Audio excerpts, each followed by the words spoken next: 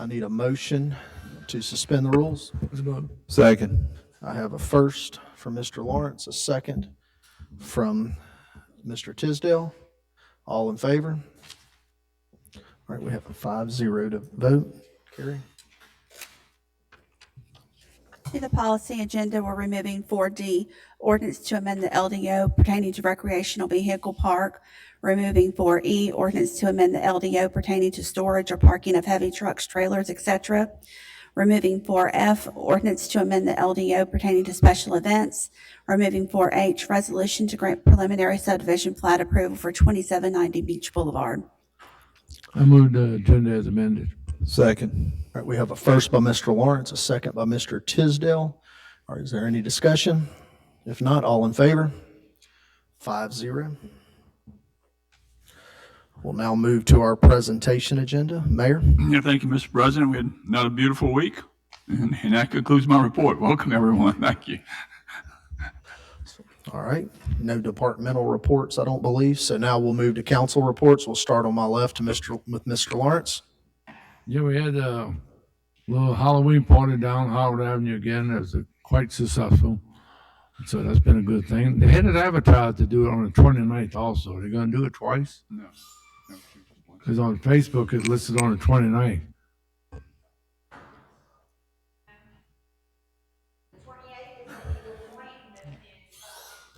It was this.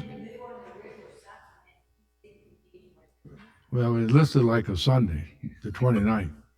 So I don't know for sure if you're going to do another one or not, you know. So you did the one, that's it. All right. A couple of things on the KC term we had it. I know they didn't direct the money to the KCs, which I thought was kind of strange. But it was very successful. They had a good turnout. They had like 2014. I know it wasn't big as the Savonia Live. That's the first one, but it turned out pretty good, the golf tournament. So that was a good thing. So I noticed the census picks it out there, everybody with the homeless living on the bridge. Chief Miller already directed and cleaned that thing up, got Bill ready to go out there. But it's pretty scary. You know, when you look at that close to all these homes that are thing that many people every night gets up under there. And then we got having a problem at the Lighthouse Park. You know, no matter what we do, they just keep coming back. Well, that's my problem I have with that. We done built a nice park that we lost because the local people just scared to go there. Too many homeless, you know. So that's not a good thing for us. And the other thing on Miramar, I know we got to keep asking about the Miramar.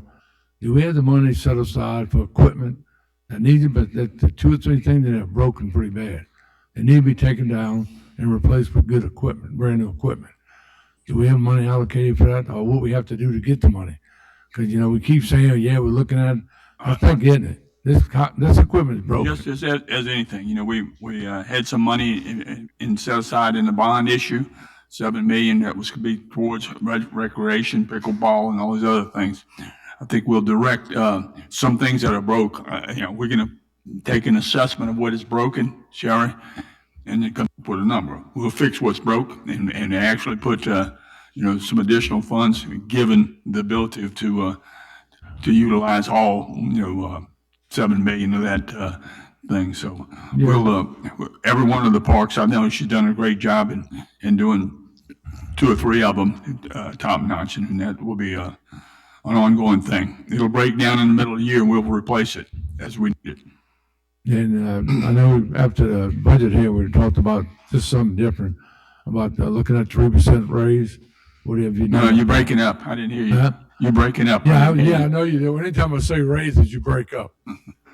So what have you looked at doing that? Because that's something we'd like to put in effect by the beginning of January at least. So I need to have you bring some numbers back to us, because the council, we all recommended that. We wouldn't mind what we had to do, took the budget as it was. Well, we're always talking about, you know, our employees make us successful, and we're continually looking at that, not just, you know, every year, but continually during the year, and we're doing that now. We're trying to identify some things that we can, you know, keep up and put a steps above in every department. So that's what we're going to do, and we'll continue to do it. I'm not going to be, you know, can't give you December 31st or whatever, but we're in the middle of an assessment of what we need to do to stay on top, to stay competitive, to stay best in show. And that's what we're committed to do. Well, I think that's something we really looked at strong, because, the employees at work, like you said, about half of them, they was ready to 3%. That was the Pope said that, that wasn't me. So you get a half of them work. All right, the other thing last week when we voted on that, thing, I asked Pete to look at something. When you change the zone, you have to have a supermajority, which is at least 4 votes. And he wrote me a whole bunch of stuff why it wasn't legal. Well, it didn't fit the system. Right. It's amazing how we can find on anything I ask you a question, everything, you can find that without no trouble. Well, we sit at these meetings and break the laws constantly, vote against our laws, bring stuff back to the table, and that's what we brought back. But yeah, we do nothing about that. So who am I supposed to have to address those problems? What we do pretty much every week, break our own laws. I'm not aware of any laws we're breaking. Well, like the bed and breakfast should never been brought on the table. Nothing changed. That's right. So you broke a law to put that back. We've done it 2 or 3 times. No, you asked me for an opinion of whether or not a supermajority was required based on that petition, and I told you, I'm not no, talking we didn't about meet those criteria. Yes, I'm just saying, and then we voted against the LDO. So yeah, we are breaking the laws. Does it mean anything or don't? Well, those we took don't mean anything. So anyway, I'm just trying to figure out if it's not, I can get all the answers when y'all want to do something, to make sure what I did or asked about was wrong. Well, I accept that. You got the facts in there. I don't have no problem with that. Like I always tell you before, give me the legal rights and I'll go with it. So anyway, that's all the report. Thank you. Thank you. Ms. Newman? Thank you. Mr. Denning? All right. Mr. Tisdale? Yeah, a couple of things. Speaking about that bond money and parks, exercise equipment at Pennzoil Park, I can help you spend that money. Just add me to the list. I've been pushing. I'm ahead of schedule on that. Let me ask you, we did have the water fountains there, right? The water fountain. It's still there. It's still there. We could put a memorial plaque, maybe not a memorial plaque, just could be the Fofo fountain, just saying. Status of frontage road there by the Yacht Club and the Orr O'Keefe Museum, are we looking to put that back? It doesn't look like we are, and I know that was kind of a frontage road there, and It was, we're assessing the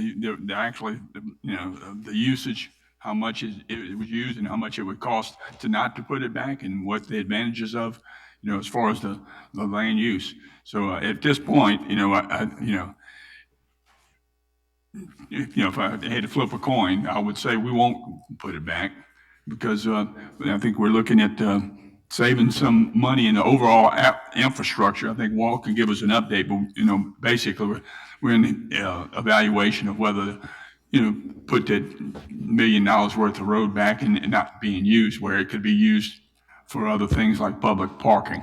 and I'm thinking from, Oak Street all the way to past the Yacht Club. right, and there used to be a little bit of frontage from Myrtle, I guess maybe to St. Michael's. I don't think that's From contiguous or continuous anymore, and where Holy Angels used to be, I don't think Right, there was Holy ever Angels, anything I think there. that Peter can, our legal expert can tell you what was done there between Cedar Street and Pine Street into Oak Street. Right. So we're looking at a similar situation for the good of the order from Oak Street all the way past Coon, past, Well, my vote would be to hang on to it. I don't know if we, put a road. when it on may come up for a vote, but Now, that's, we did find out between Cedar. Cedar and Oak, where the Harrah's structure Right. is, including their swimming pool, where the sidewalk is, where it's all landscaped, that is technically MDOT right-of-way, but they had an agreement where MDOT abandoned the right to build a service road, to but that. they kept the right-of-way, and Grand Casino, or now Harrah's, maintains and keeps up the sidewalk and landscape area. Right, that's their responsibility, okay. Hurricane Katrina Memorial, I have glass case. I know that needs to be replaced. I don't know if I don't believe any work's been done on that, and some of the in-ground lighting, but I was checking on that just so nobody forgets about it, but it's still in the state of disrepair. Is the fire museum, is that a city property? Yes. It is? City building. Okay. And I know when we changed the phone system over, I was down there for the, whatever it is, House of Horrors or whatever, they did a little fundraiser kind of thing, and they said the phone there doesn't work. I know we upgraded our phone system. Was that included in all of that at that location?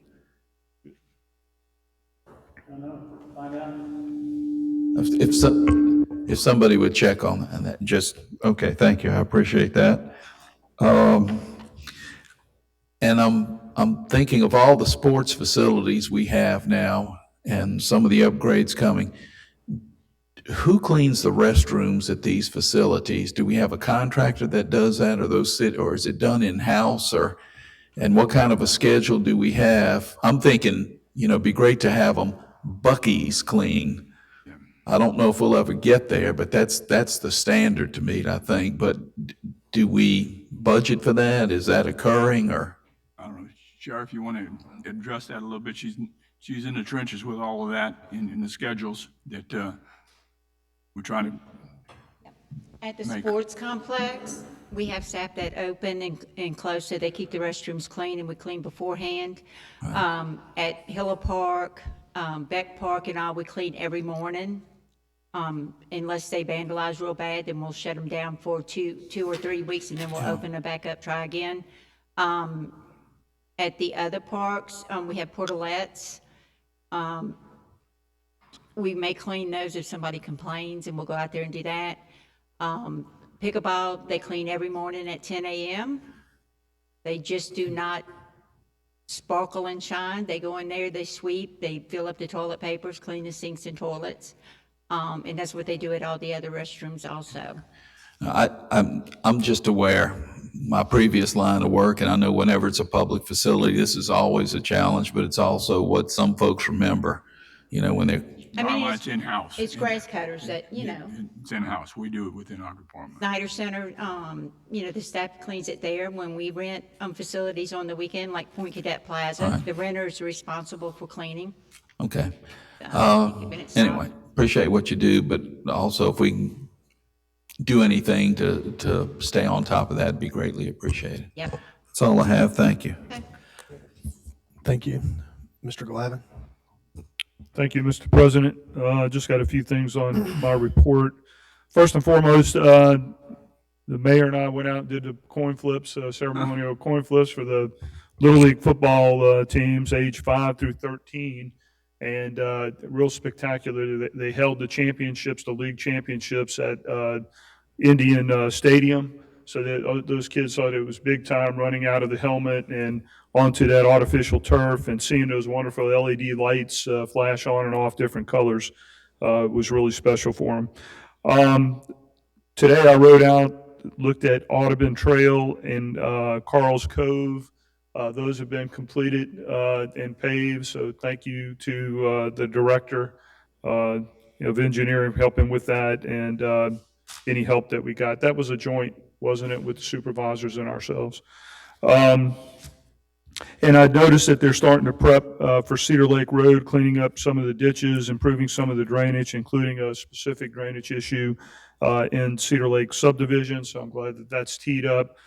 There's several more projects that are in the works, and I'll just save those for another report. One thing I do want to mention today, because it will come up on our agenda, special event ordinances are coming back for review and debate and discussion. I know we've tabled 3 of them for whatever reasons that we needed to address these other 3 first. I think we made the best move by we're finding out that we paused a little bit to make sure that we look these over to get it right. And hopefully we can add some language today where some of the other council members were concerned. We can add those to the verbiage today and move forward. I know we have some of the representatives in the audience again today because they're waiting patiently to see how it's going to affect them and any new events that may be contemplating having something, an event in Biloxi. That concludes my report. Thank you. And I have no report. We will now move to the public agenda. Oh, I'm sorry, Mr. Deming. I overlooked it, Paul, when he talked about equipment for playgrounds or whatever. I wanted to ask you, last week, I didn't take notes well enough when you spoke, Mike, about the funding for the amenities we talked about during budget time. The $25,000 we talked about setting aside and creating a capital project for upgrading the stuff at the dog park and putting some of the agility equipment and the shade coverings and benches and stuff like that at the dog park. You mentioned a time frame, and I just don't remember what it was. Is there, or maybe you didn't mention a time frame, and I'm hoping you'll give me something. One of the two. Well, we can look at the numbers again. We just finished the year. We know where we were with regard to everything. So Right, that's what you told me. So I don't remember what you told me. You said we were finishing up the year. We'll know where the numbers are. Yeah. What time frame can I expect I to think get? in the next couple of weeks, but certainly by the first, Okay, I'll give you a number on what we need to do there. okay, great. Thank you. All right. Mr. Guines, did you have anything? No. All right, Mr. Lawrence. I want to ask you a question about what Paul was talking about, the service drive. That belongs to MDOT? MDOT. So if you get rid of it, we can't park on it because they won't let you park on anything now. Wait a minute, then how you gonna get to all that property? Again, the road is not serving any of the 5 property owners that we were talking about impacting. One of us, which we have, the city of Biloxi owns most of it. That'll create a little bit better, easier setback situation. The road is, there's no sense in putting more money in the infrastructure if it's not going to be used. It's my position, at least right now, we don't need that road. That service road serves no purpose. And It serves a lot of purpose when they have events and everybody parks in those lots. It serves a lot of purpose. no, well, but if we could park on that right of way with public parking for both sides of the highway is what we're researching. I'm not going to, give you the nuts and bolts, but we in interaction with MDOT on what we could use it for instead of a road. Yeah, That's our MDOT's the one that stopped everybody from parking on it. well, there's That was the precedent. problem. There's precedent if we talk with MDOT about repurposing, we would repurpose where that roadway is to make for additional parking bays and things in that area. Like, as the road goes towards the west from Harrah's to the yacht club, the median spreads out quite a bit. And, Double the amount of parking. there could be additional parking there, just like the O'Keefe Museum put that in up next to the service road, where the service road is next to their parking lot could also be used for more parking. I'm like, you need to come with a plan and show that to us, because I'm not getting rid of that road unless there's a good enough reason to do. We're in a planning mode, and we'll have the reason that it will be obvious, to do this or do that. But more parking is needed on the beach over and over and over again, and that's the general situation where that road could be designated to be used for public parking, both for the upland as well as across the way. That would be the benefit of not putting that road as is back and using some of the parcels that could be incorporated into a plan. And we'll come back with that when we've done our MDOT as well as I've done our infrastructure homework. Because we need to look at that, because you got all the tallest property right there, 8.5 acres. So you can cut it off, and that's coming off the Howard Avenue only, if you get rid of that service drive. So yeah, I think it's kind of important. There'll be a curb cut, of course, Say again? there'll be curb cuts. I mean, that was intended, but not a whole road with curb cuts on that whole service road can be better done, and that's the position. All right, well, I mean, like, that's just something we need to look at. Bring that back to us so we can look at it and see what the right thing to do. Thank you. All right, anyone else? If not, end of our presentation agenda. We'll now move to our public agenda, citizens' comments, with a total allotted time of 45 minutes. Each person will be allowed 3 minutes to speak. When you come forward, please sign the sheet at the table and state your name and address. We'll start on my left side of the room, your right side of the room. Is there anyone on my left side, your right side that would like to come forward and speak? My left side, your right side. Mr. Bailey?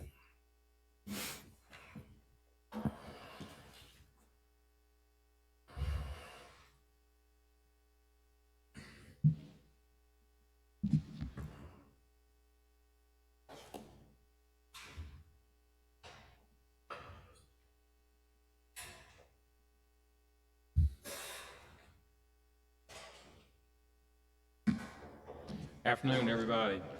Woody Bailey, Executive Director of Cruising the Coast. Appreciate being here today. I just want to state that Cruising the Coast will always be in support of any efforts to protect public safety, and those issues come up a lot in these discussions concerning the special ordinance and special events ordinance. I just want to make sure y'all understand that we want to support public safety. Last week, I had opportunity to talk with the mayor and a number of members of his administration about the special events ordinance, and we'd also talked some about Cruising the Coast too and what transpired. And one of the things that I had brought up at that meeting was should this ordinance be placed more in the hands of community development and not necessarily in the hands of the police department for the administration of the overall ordinance. And so we discussed that and had a real good meeting, and they kind of felt like that with the structure of the police department, the way they're handling current special events, that it would be best for it to remain under the auspices of the police department. So we moved on from there. Like I say, it was a good meeting to discuss a lot of different things. As far as the ordinance is concerned, as it stands now, I still have concerns about the interpretation of it, the enforcement of it, and just the general operational aspects of it, how it's going to work when it's, if y'all choose to pass this, when it gets into to force and effect. Still concerns overall on tourism and the future aspects of special events. Will people still come to the city of Biloxi and want to do special events? If somebody, as I mentioned before, has a great idea, will this ordinance be so daunting that they may or may not choose to move forward with it? So, we'll have to see about that. As far as the ordinance overall is concerned, though, from a Cruising the Coast standpoint, we can live with the ordinance as it stands now. We think we can put on the event and do what we need to do. Hopefully, all the other special events can do the same. Should this pass? If this ordinance does pass, we hope that you, the city council, and the administration will keep an open mind to potential changes that may need to happen as we get into the operation of this ordinance. There may be some tweaks and some things that should change if we move forward with that, and hopefully we can all work together to make it a good ordinance where we won't have any operational problems or issues down the road. So look forward to working with y'all on that, and I appreciate having the opportunity to have a lot of input in this ordinance, and we'll continue to work forward with y'all. Thank you very much. Thank you, Mr. Bailey. Is there anyone else on my left side of the room? My left side of the room? If not, we'll move to the right side of the room. Anyone on my right side of the room? You can come forward.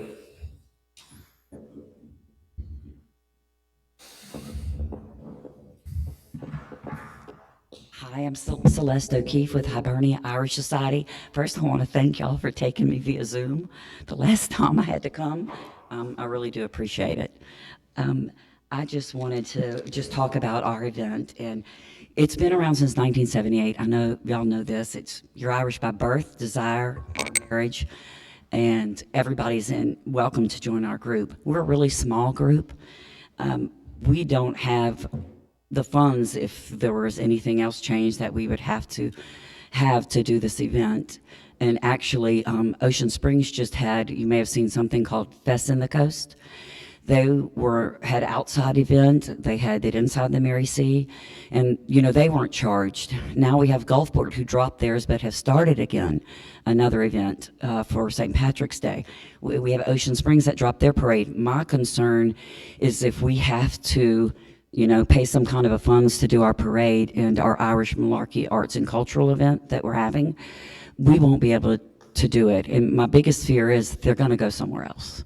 So we're going to lose these people to Ocean Springs. Look, I live in Ocean Springs and I still say I'm from Biloxi because I was born and raised here. But we're going to lose people there. We're not, if we don't have the event, they're going somewhere else to spend their money. And our businesses absolutely love this parade. They say it's a great event for family, for friends. I know going down View Marche again, they were able to put out food and to put out drink stands. So it would be extremely difficult for us to be able to have it. I did want to say again, our membership's $100, so we don't have the kind of money that maybe other bigger things can do to pay. I mean, if somebody told us it was $5,000, we'd be like, I don't know where we're getting $5,000 because it cost us just to put on a parade over $10,000. By the time we have to pay for things to be in it, we have the Dream program in it. We're getting a veterans float this year. So it just wouldn't allow us to have that. I did want to, the last thing I really just want to say, I just do hope y'all can keep it and consider the smaller groups. We're super family friendly, and the Irish Malarkey Arts and Cultural event is going to be across from City Hall. We've already rented the space from y'all, and we're going to be renting other things from the city and bringing Irish food truck in and things that'll bring money to the city. So I do hope y'all taking that into consideration for our small groups, and people have, even the floats in our parade say, we love your parade. It's just so family friendly. So, and I know Chief Miller and staff are really going to miss us if we can't have our event. And y'all are going to miss all the crack and the hooligans, which is really just fun, and hooligans for just fun people. So we appreciate what y'all done, and I really have tried to keep this going since Dr. O'Keefe started this in '78 and working hard to pass it on to a younger group. I talked that long? Oh, man. Well, thank y'all so much. I appreciate it. Any consideration? Thank you, Ms. O'Keefe.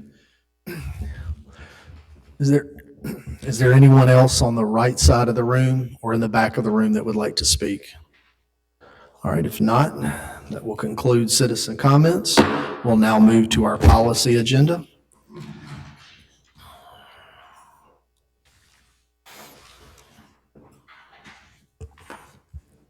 Ordinance to amend the Code of Ordinances pertaining to parades. All right, this was originally moved by Mr. Tisdale, second by Mr. Lawrence. Mr. Tisdale? Yes, bear with me, because this is rather long ordinance. If we look, and I'll refer to the sections first. So Peter, section 12-4-6.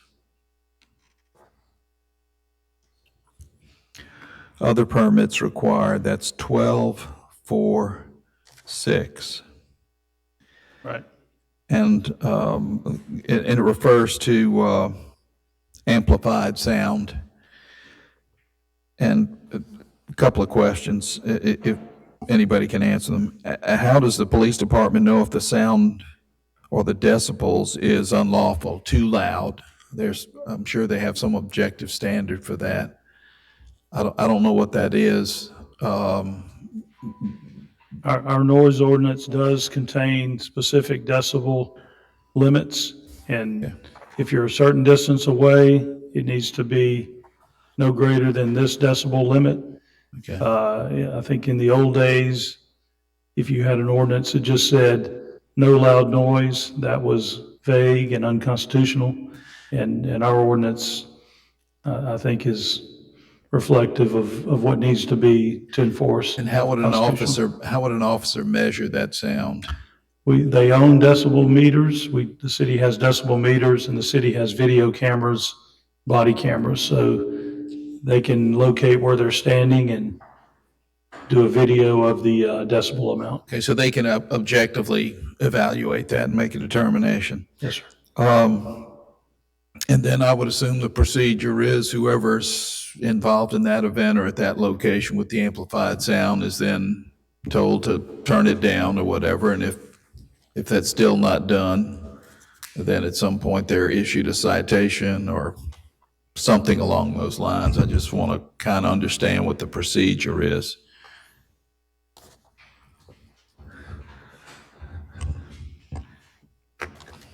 Yes, sir, you're correct. Most of the time, we don't even respond to those unless there's a complaint made by a citizen that the noise is too loud. Once we get there, we'll determine if it is illegal, what they're doing, if it's too loud, and then we'll immediately go to them and tell them, that we've had this complaint, and you're so many decibels at this distance, you're going to need to turn it down, if it's something they can turn down. Right. Okay, there are a couple of other things, and both are Coliseum related. One is the Cruising the Coast burnout. I heard complaints from folks in the Briarfield neighborhood and as far away as the Edgewater Park neighborhood, and I know that's an event on the Coliseum grounds. And I don't, under those circumstances, how much jurisdiction does the local police department have? Given that it's a Coliseum event and everything, is that one of those gray areas that we need to iron out, or is it, well, there's not much we can do because it's a separate political division or entity? It's a little gray, but I think at some point, and part of this, we're trying to encourage cooperation between the Coliseum and the city as far as at least allowing the police to know what's going on any given week, because right now that communication is not really always provided. And they would be meeting monthly under what we're proposing here, somebody from the Sheriff's Department, the Board of Supervisors, the Coliseum Committee, meeting jointly with our folks. And on something like that, sometimes dialogue is better as far as now how to deal with a specific burnout. That's going to be a little more specific, but the global cooperation is kind of what we're talking about here as well. Right, and I understand that. Okay, thank you for clarifying that. We get to 12-4-16, which deals with fees. 12-4-16. And item F, I'll read it. If applicant requests financial or in-kind support from the city council shall have the authority to offset section 12-4-16C fees against such financial or in-kind support. And here's where my question arises. Upon proper presentation of benefits to the city, whether economic or otherwise.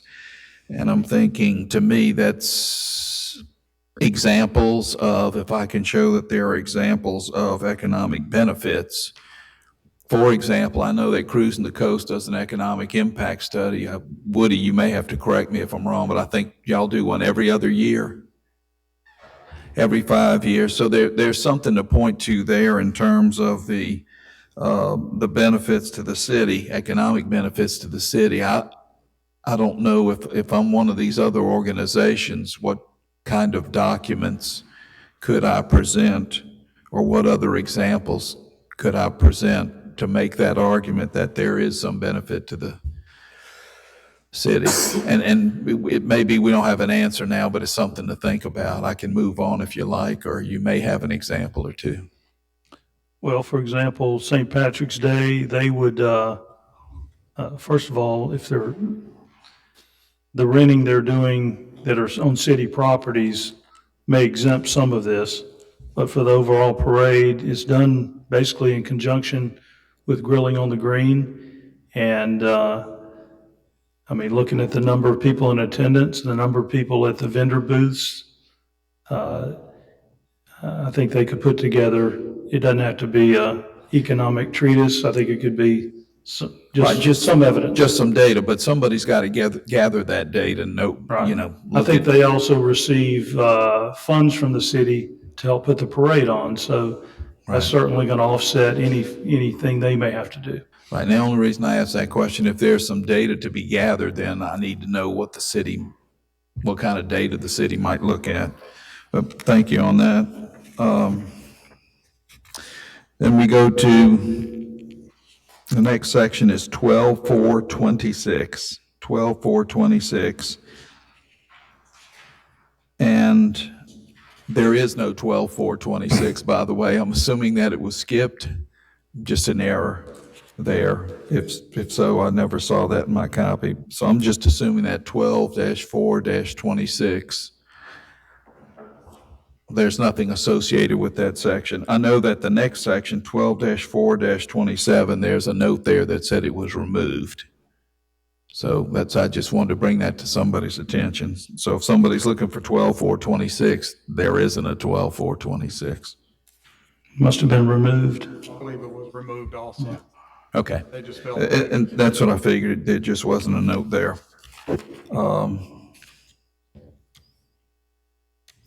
On 12-4-31, which is near the end, next to the last one, says other provisions miscellaneous. 12-4-31. Item A reads, temporary, mobile, or non-permanent vendors are not permitted to sell alcohol during an event unless they have written permission from the property owner, the appropriate state of Mississippi issued ABC license, the state of Mississippi business license, and I just want to point out the word "and" there, and the approval from the chief of police or his designee. That's not an or, that's an and there. And that's really the only questions I have at this time. Thank you, Mr. President.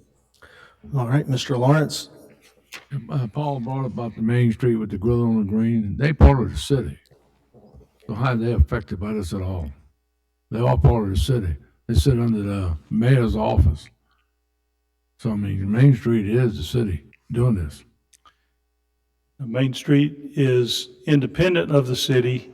The city is allowed to provide Main Street it's allowed to provide one of its employees to Main Street to help them. But Main Street and their board, the board of Main Street, who direct the executive director how to carry out their duties, has no city members on it, Main Street. It's allowed by statute to work with cities, but it is not part of the city. I don't know how you say they're not part of the city. We rewrote all the laws for them when they changed it and put it under the mayor's office. They sit under the mayor's office. So how you can say they're not part of the city? That's who controls them, the mayor. That's in the mayor's office. So it's like the legal, like everything else. Y'all are all part of the city. So anyway, I mean, that's just, I really don't see where you're going with that anyway. Well, That's just, I can get you the statutes on that and how the Main Street, their bylaws, they did revise their bylaws, really as part of the grant program. Once they started administering our housing grants, where, they were doing that, they needed to be independent from the city as far as their board of directors and who's making the decisions on that. yeah, but the two employees they have are paid by the city, aren't they? They're paid by the city, which the state statute allows. Yeah. So I just said, I mean, you can't get much closer to the city than that. On their charter, I mean, their mission statement is to help the city. So there is, and it is not always apparent to some people if they really are an arm of the city or not. Right. And Main Street is supposed to be Main Street, like Howard Avenue. What kind of area do they cover? Yeah, they They're govern. listed as Main Street. You're already doing Main Street, Yeah, their territory goes up Main Street up to Division Street, and I think Division Street probably over to Porter Avenue. Just wondering about that. I know we all do this again. Everybody got their own opinion. To me, we are addressing the same problems we had before. Nothing is addressing the bad event we had. All the problem at Broadfield, all the problem in that area, all the shootings, everything that happens up there. None of this is changing any of that.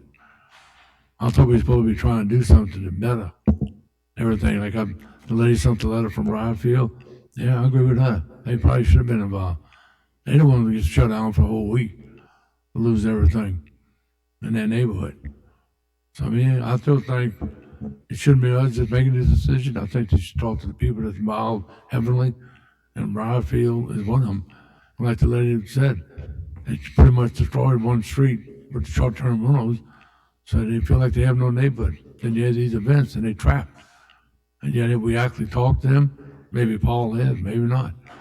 But I mean, that's pretty tough when you shut down a citizen for an event that turns out to be pretty bad anyway. Don't help the city, shuts down businesses, they don't do much anything. But yet we're not addressing any of those problems we had with the bad event. So that's all I got to say about that. Hadn't changed my mind. Not voting anything. Ms. Newman? I'm sorry. Mr. Guines? Forgot. Yeah, I have a couple of things with this. As I'm looking through it, I see 1243 and permits, and I heard Mr. Bailey say the permits issuing authority is the director of community development. So will the application process start with community development, or will it start with the police department? But it starts with the special events coordinator, and that is currently Granver Everett. And that's currently who? Granver Everett. Granver. I didn't hear. Oh, okay. Okay, it starts with the police department. Okay.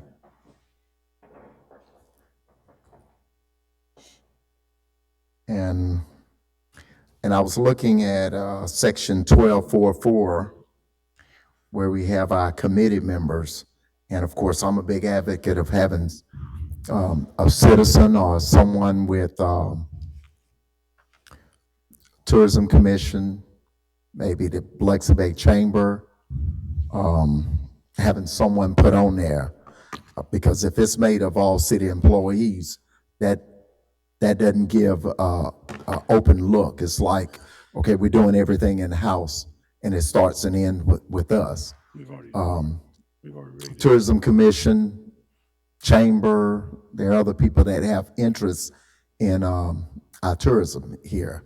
And that's one of the things that I'm real concerned about, because if it starts and ends with us, and if it starts and ends with the police department, that's okay, but still, we still need to have some oversight and have some diversity within this group. If I look at the group right now, let's see, let me go back to it, 1244. Police, fire, public works, parks and rec. Biloxi Police Department, Biloxi Fire Department, Biloxi Public Works, Biloxi Parks and Recreation, Community Development, and any member designated City of Biloxi Administration. And Right. We talked this morning about your position, and I think I talked with the mayor. He was in agreement with some of what you were saying. And if, we kind of prepared a draft amendment if you wanted to propose that. Okay. Tourism, representative Right. tourism as well as, Biloxi Bay Chamber. Biloxi Bay Chamber, anyone, 2 ad hoc members that could be within that realm.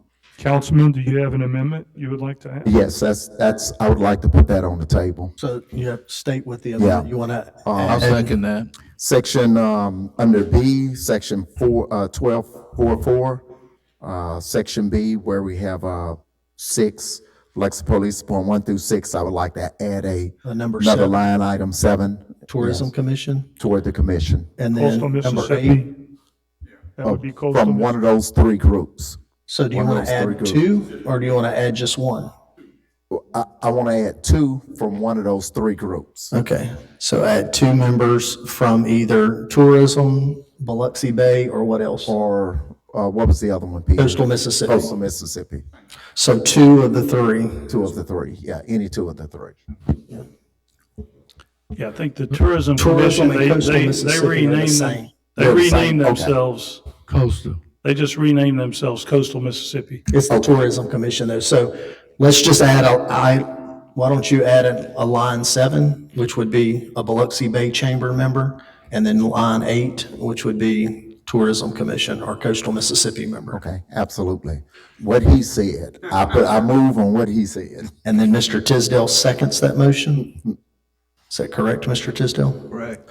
All right, is there any discussion on the amendment? So you had one coastal tourism person. And a Biloxi Bay Chamber member? I mean, coastal Mississippi creates a lot of money to promote tourism down there. So, I mean, definitely it should have one or two of them on there, for sure. So to me, Yeah. Yeah. On the amendment? All right, so I'll call for the question on the amendment. All in favor? All right, 7-0. You have all that, Peter? Yes.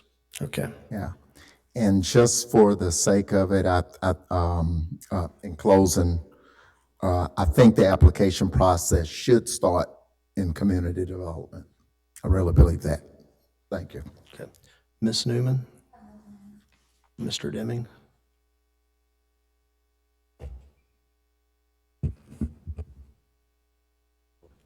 Chief, I've made tons of comments about how I don't know that all these regulations are really going to help. And I think making sure that we have the ability to provide you with the authority to get things done is what's important. Regardless of all that, when I'm looking at this ordinance that's proposed, the only thing that I want you to answer for me is in section 12.4-4, we were just looking at. It's subsection B. It says, said committee shall have authority to establish regulations for orderly enforcement and administration of this article.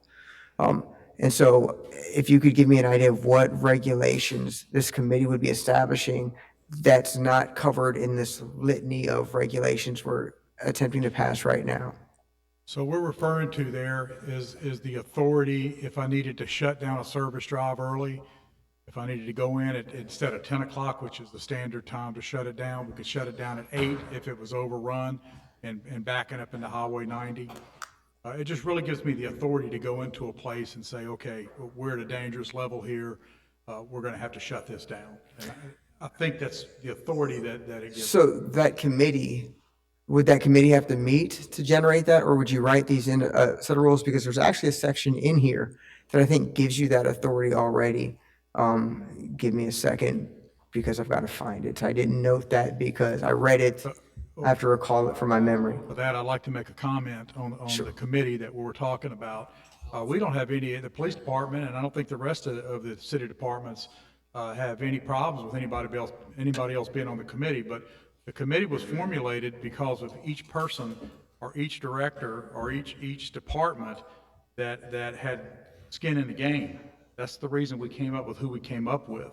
It was for those people to decide if they, from their individual departments, had the manpower, the resources, or whatever it was going to take in order to do the event.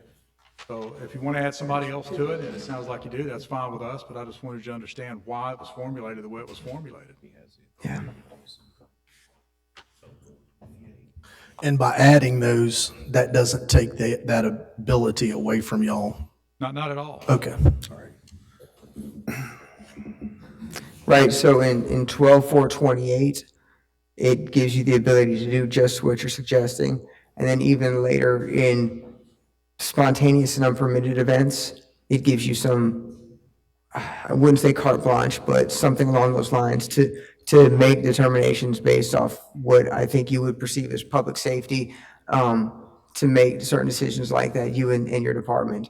And so I think you have all the necessary tools in this. So I'm just concerned with section giving a committee the ability to come in and rewrite ordinances that we're writing now. And so that's the one thing that gives me a heartache is section 4.4.4, section 12.4.4, excuse me. And it gives this body that we just looked at the ability to write regulations. Now, if they are looking at the regulation to determine whether an event fits or doesn't fit, or to get something through, I can work with that. But giving them the ability to write registrations and the administration of regulations and the administration of regulations, I think goes too far. Even if you're correct in that it would still have to come before this council to be Well, approved. It doesn't say that. I think that it would, sir. I don't think we can write regulations or ordinances without the approval of this council. Well, so the way the language is written, it says that shall be comprised of members who shall have the authority. This is hereby created. Yeah, Councilman, I kind of I see your point, and I think the intent of that was more or less to establish kind of general rules for how the meeting would be run. I don't think that was intended to rewrite any ordinances or regulations. So, if you want to substitute the word regulations for establish meeting protocol or something like that. All right, I will make a motion to amend the language of 1244 to strike the word regulations and enter protocol. Protocol. Second. All right, we have a first by Mr. Deming, a second by Mr. Glavin. Is there any discussion on the proposed amendment? Okay, if not, I'll call for the question. All in favor? Is that 7-0? You have everything you need, Mr. Amen? Mr. Abide, I'm sorry. What did you, were you talking to me? I'm No, I was just asking if he had everything he needed on that. Should we change the first article to committee? The orderly enforcement administration of this committee, which shall be consistent with the provisions of this article.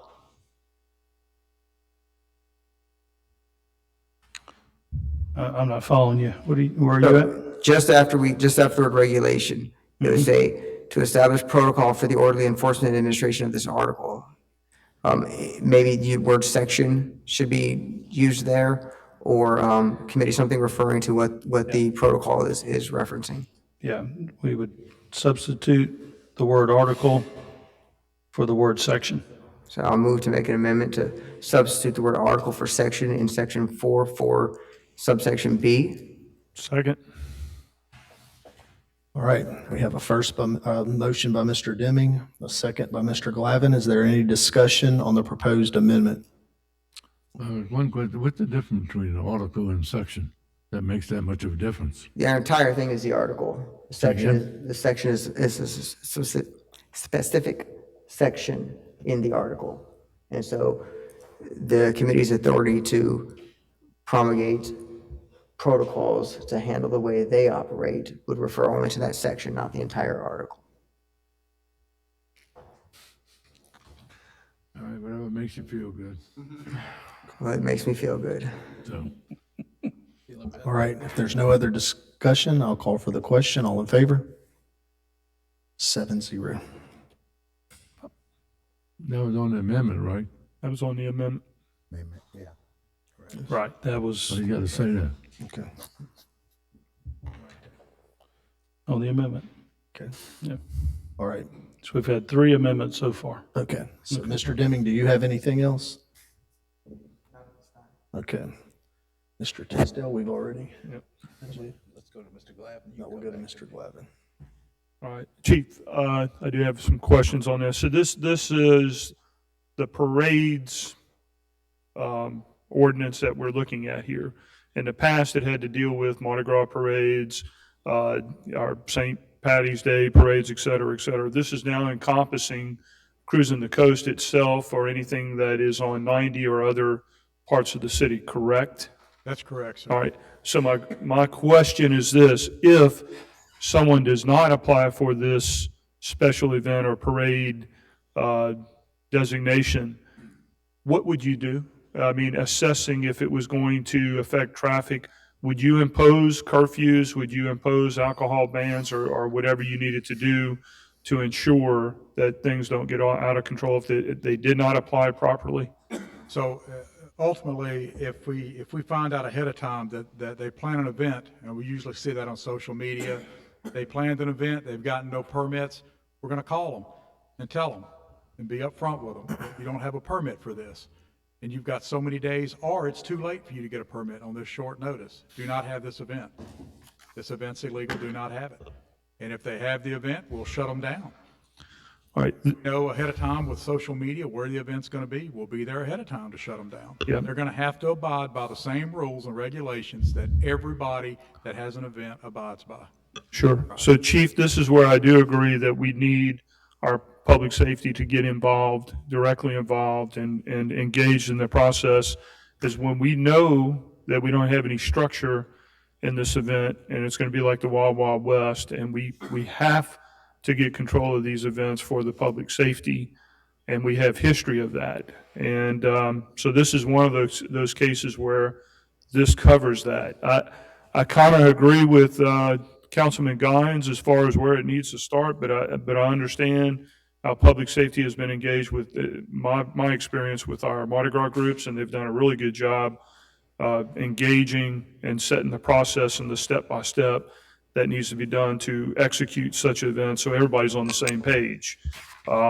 What is worrisome, and I don't know what happened this year, and I don't mean to hash it out, but I'm just going to hash it out. We had an unusual amount of tickets this year to Cruising the Coast. It seemed, I'm not saying it's true, it just seemed like it was, there was more tickets that should have been written than in years past when we've had similar volume of business. So I'm worried about that a little bit. But to get back on track on this, I just wanted to thank you for answering the question. I think that's what this is designed for, is those events, whether it's spring break or another event that just says we're coming.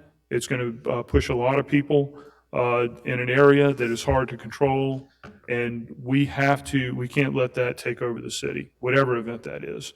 And if Cruising the Coast decided that we're not going to fill out an application and just come, I would expect you to treat them the same, but, I don't think that's the case with them. That's all I have on this section. Thank you. Mr. Deming?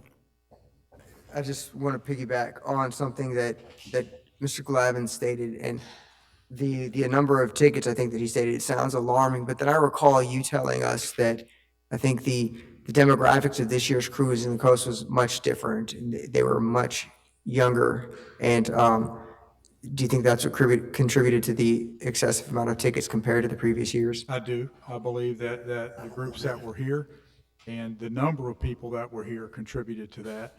A policeman is going to do what he always does, and if somebody shows they're behind or breaks the law in front of them, he's going to give them a ticket. It's cut and dry. We don't go out looking to give people tickets unless we have to. And a whole lot of what you didn't hear were the number of warnings that were given instead of giving citations, the number of warnings. But when it gets to that point where traffic is that thick, and you have someone who's, let's just say they're burning out their tires, when they realize the traffic is this thick, it's time to get a citation. It's not time for a warning after that. They can plainly see that traffic is thick and it's dangerous. So I'm not going to apologize for the number of tickets that were written. If you got a ticket, debate it in court. But more than likely, I'm going to stand behind my people and say you deserved it or you wouldn't have got it. Okay. I just wanted to bring that to the table, that's all. Okay, Mr. Lawrence? Yeah, when we talk about parades, so is spring break that considered parade, 30,000 people walking down Highway 90? Yeah, I think what they did there, I think they just used the old ordinance that was in place, which was parades. And I think that I guess we could even amend that to not be parades anymore, but that was what was on the books. Correct me if I'm wrong. And nobody signed up for that. It Signed up is. for parade. Nobody signed up for anything. The first thing that's being changed, we're changing the word parades to special events ordinance, so. So anytime you get 30,000 people or even 10,000 people walking around somewhere, you can shut them down because it's not a parade or it's a parade without a permit. The parade is being removed as the word. That's just what it was. It's being Right. changed to special events Yeah, but I mean, ordinance. it's still a parade. Y'all can call it what you want. You can mean all you want. You got a special event. It's still the same thing. So we're gonna shut down the bad event we have around Broadfield when you get 20, 30,000 people walking up the street. Are we gonna shut that down? Yeah, I'm not following you. Since I've been here 30 years at this department, I've never seen 30,000 people show up that there wasn't some event for them to show up to. And if 30,000 people show up and they have not gotten their permits and done what they needed to do, like every other promoter has to do, then yes, sir, we're going to shut them down. They showed them because of the Coliseum. That's where it all started from. That's why they always wind up by the Edgewater Mall and the Coliseum. But That's where it originated from. I'm not going to disagree with you. The Coliseum doesn't have problems for us sometimes, cause a lot of problems for us at times. I'm not going to disagree, but I don't think I completely understand your question. My question is, them 20 or 30,000 people walking down the street, or whatever you want to call them, and I mean, it's been up to 60,000, and you know that, been up that number before. So we're going to disperse them Friday night and Saturday night, because they don't have an event certificate or what you want to call it. So what are we going to do? How are you going to move that many people? Well, I would hope that we would never let it get to that point using social media, and they have to advertise some kind of way that they're going to be there and they're going to have this event. So if you're telling me that 30,000 people leave the Coliseum and wander out into the roadway or down the sidewalks, then I don't know how we would handle that.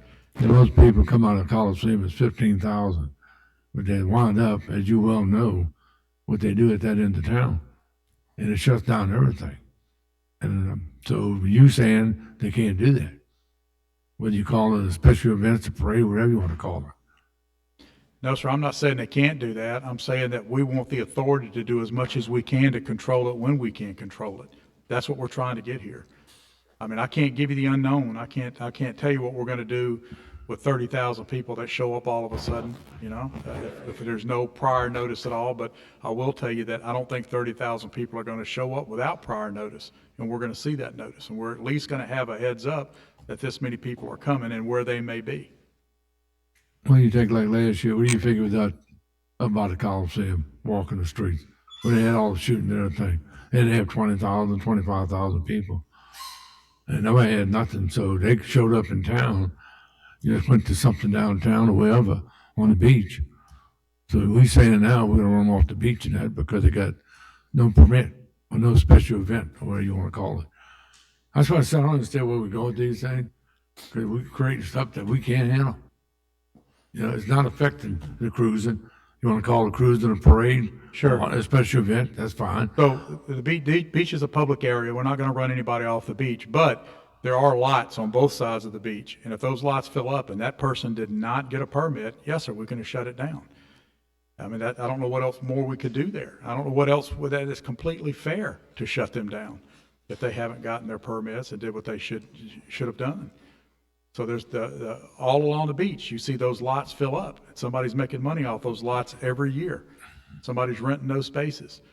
If they get their permits and they follow what we tell them, that they have to have their security plan in place, and they can only put this many vehicles in here, which is a lot of the problem. A lot of times they overfill those lots. And if they're using vendors, here's the number of vendors that you can have for this size lot. And a lot of that will be figured through community development with help from us, from the police department. Yeah, well, the problem is we never had a problem at the lots. There's never been a problem in cruising or anything else we've ever done. They always had a problem in the same place at Briarfield. That's where they killed the guy in front of the Surfside with the big shootout. So it had nothing to do with lots.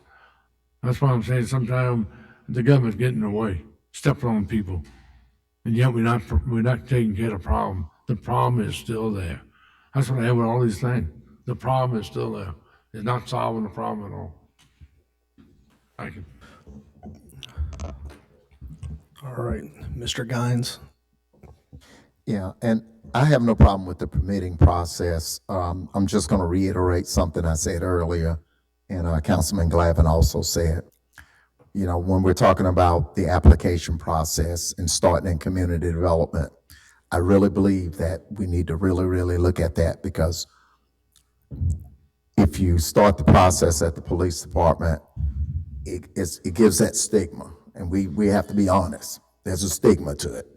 You really don't want it to come if you got to go to the police department. Well, I'm going to disagree with you, sir, and I hate to hear you say that, because I don't think there's a stigma in this area. I think the police department is well-respected here, and the officers are well-respected, and we've proven that time and time again. The reason that the police department requests to take the lead here is because we're the ones that get it shoved down our throat every year. We're the ones that have dealt with these different parades and events for year after year after year, and I can tell you, and just about every policeman can tell you, what the problems are and what needs to be done. The whole process starts at the police department with a guy they come in and see, and this guy tells them, this is what you've got to do. Here's where you've got to go. Here's where you've got to get your permits, and here's the things that you've got to do. And then we're equipped to do the financial statement to begin with, to understand what it's going to cost, because we've done it for years and years and years and years.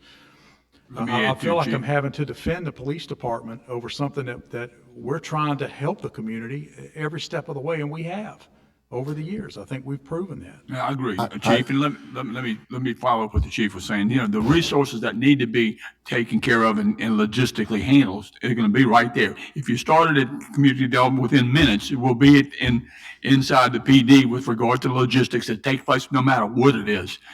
You know, there are resources that PD and Public Works and every department need to be, and we're making some trends and some things to do that make sure that everybody is on the same page. And I think, you know, the special events coordinator will have the tools necessary to say, okay, you need so many of this from Public Works, so many of this from PD. Logistically, it's going to be within minutes that you know, the special events coordinator will have it.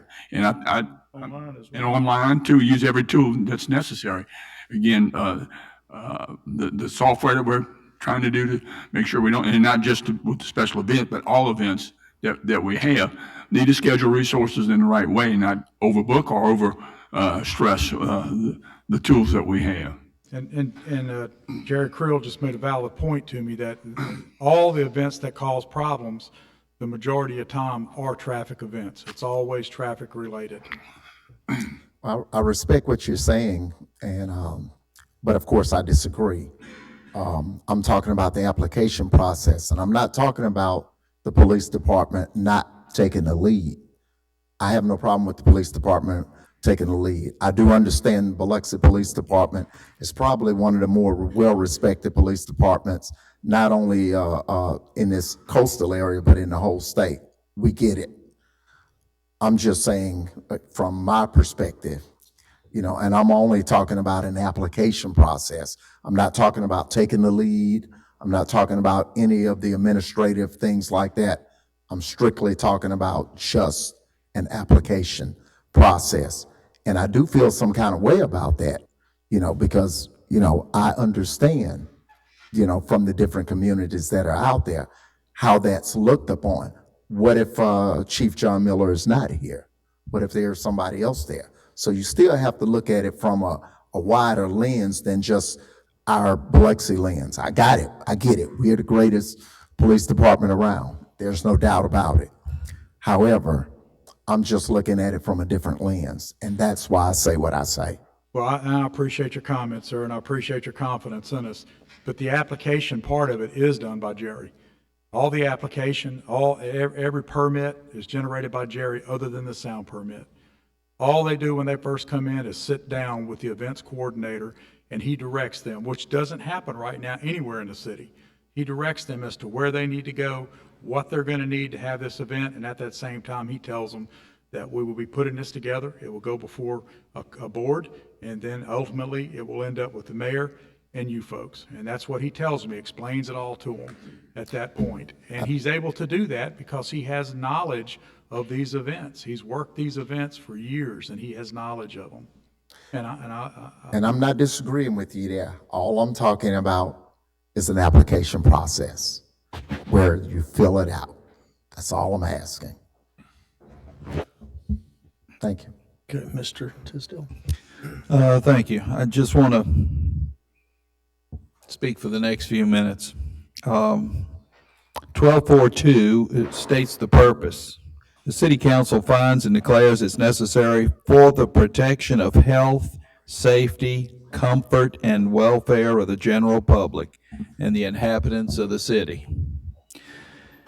Then later in the other sentence, it says the intention of this article to establish reasonable limits to the demand for police, fire, and other city services to minimize detrimental effects to surrounding properties, et cetera.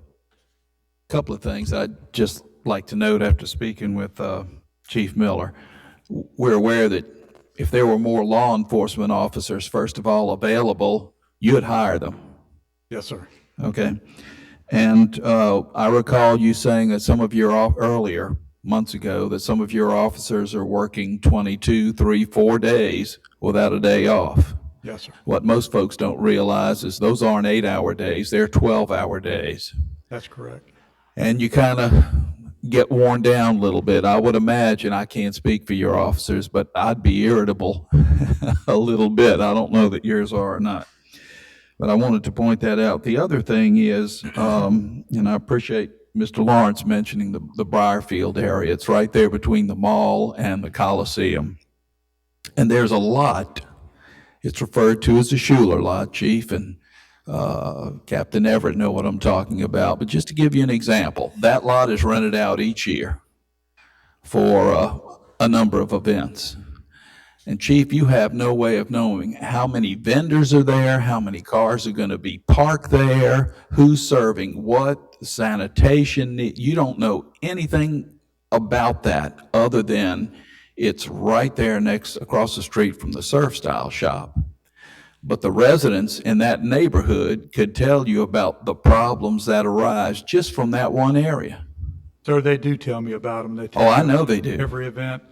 I know they do, and if they send you an email, they copy me, so I'm on the same page with you there. But that's just a good little microcosm of how things could get out of hand quickly because you don't know who's coming in, what they're doing on this lot, and it must be, I don't know, is that a lot an acre or 3/4 of an acre?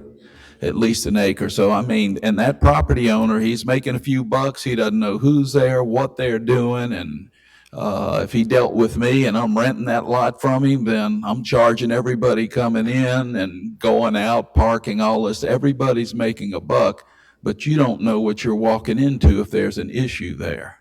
And if that area has to be evacuated, all right, particularly I know the cones and the single lanes, but that particular neighborhood, there's one way in and out.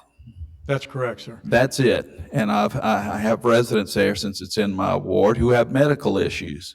And they worry with some of these events that can they get an emergency responder to their home if they're a heart patient?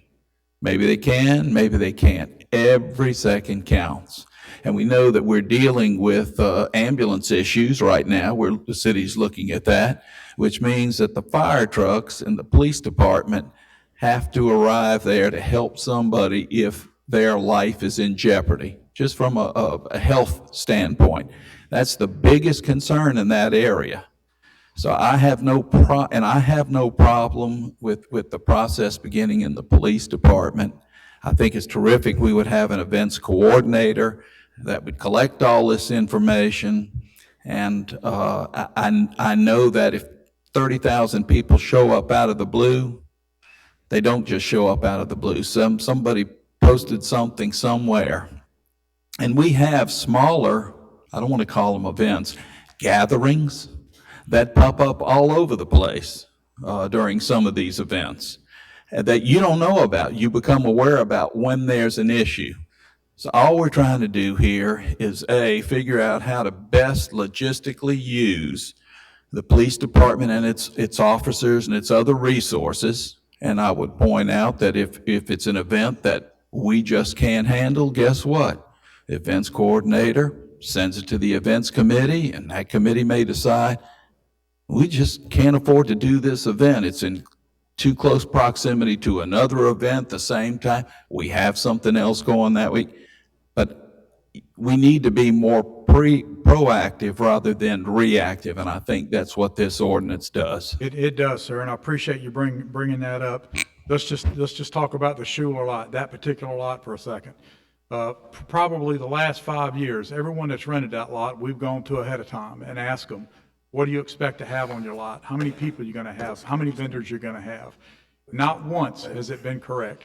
it's always, we're going to have about 100 people here. Well, there's 5,000 people there. Yep. And this ordinance allows us to go in and say, you know, you didn't, what you said is not correct.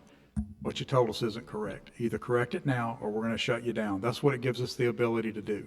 I don't know of any other way to handle it except to have something in place that forces a promoter to do what they say they're going to do.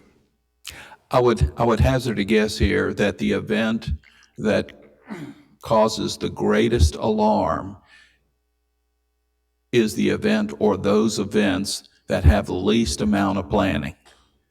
And as a means of comparison, I would say Cruising the Coast, I know they do a great job planning. They're doing everything they can to stretch this event so traffic doesn't stack up, all those things. But I also know, as you do, some of these events, there's very little pre-planning that you're aware of, and all you can do is react. That concludes my comments. Thank you. Okay. I just have a couple of comments.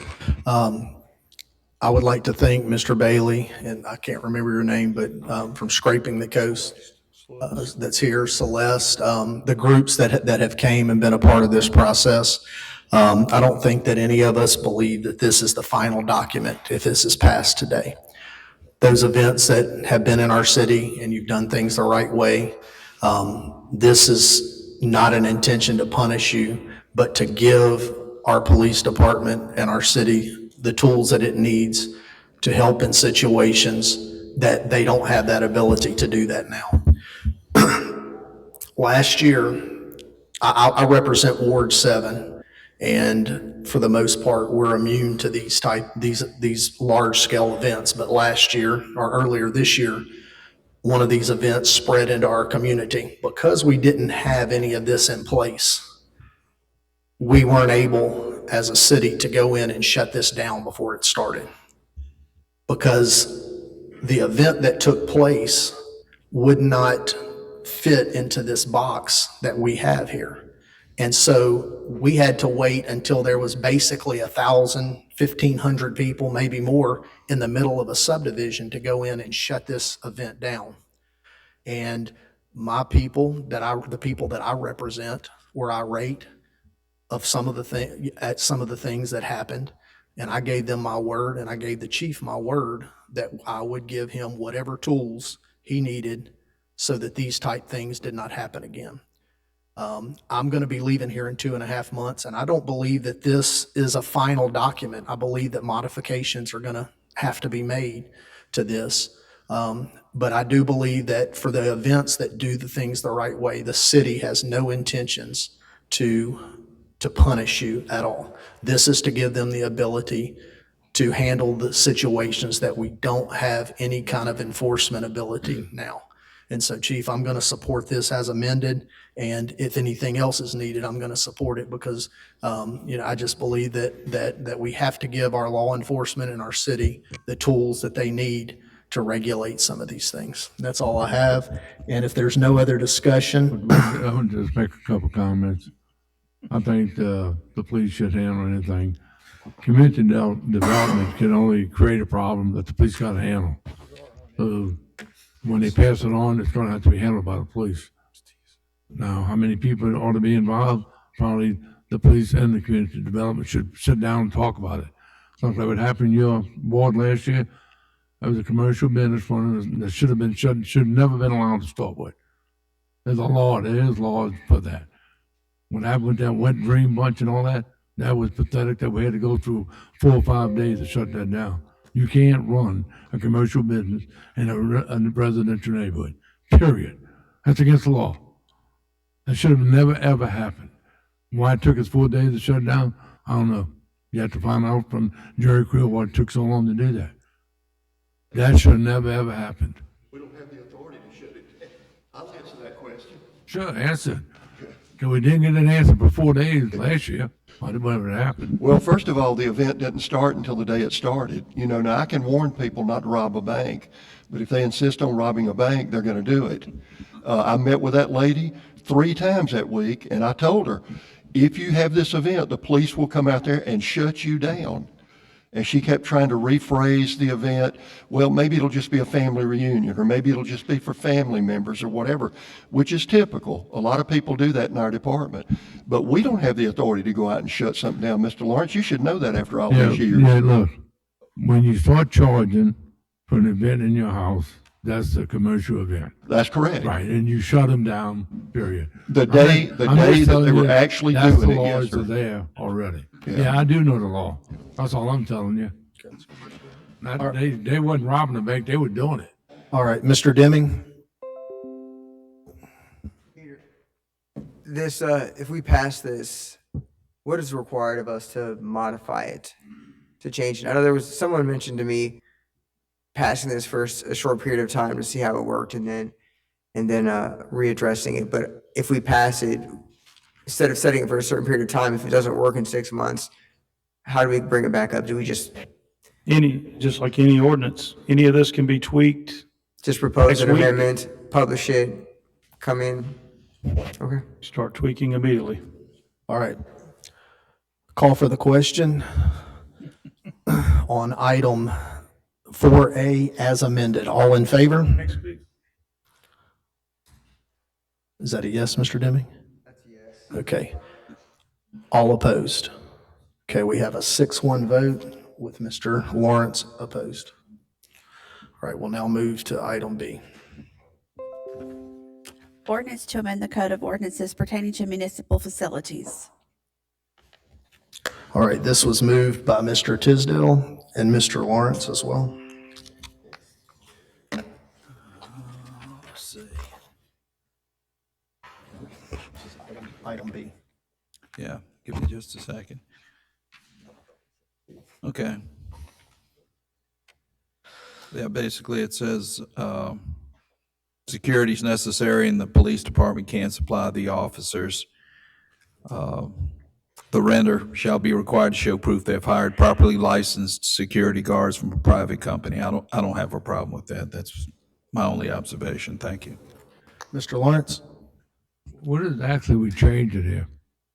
Because we already require so many policemen at any kind of functions you have in the city, like the Grewage Center, the Civic Center. So what are you actually changing here?